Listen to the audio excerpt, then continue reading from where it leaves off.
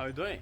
That tool here, electronic leak detector, really useful because that system here I got low Freon at the system and I'm searching for a leak somewhere here and I just got a leak. And to be more specifically, I sprayed that one here and then we go here. What you see here, a bubble. See, Freon leaking and has a bubble right here. Boom. What I'm gonna do here is cut the pipe out and put a filter dryer right here and stand put inside, and that one inside I'm gonna eliminate it and put a brand new one outside right here.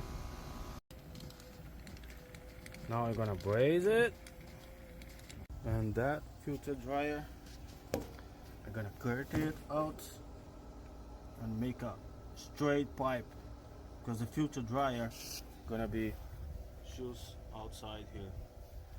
Like I said, I'm gonna eliminate this one here. Okay, it's better for maintenance. Just cut it, take out, and make a straight pipe. After welding done, get a little needle, that one here, and looking for a hole. If you don't have anything, you're gonna put nitrogen high pressure at the system and take a look if you have a leak. You still have a leak. If you're not, so evacuate the system and you're good to go. Put a Freon. So nitrogen high pressure test well done.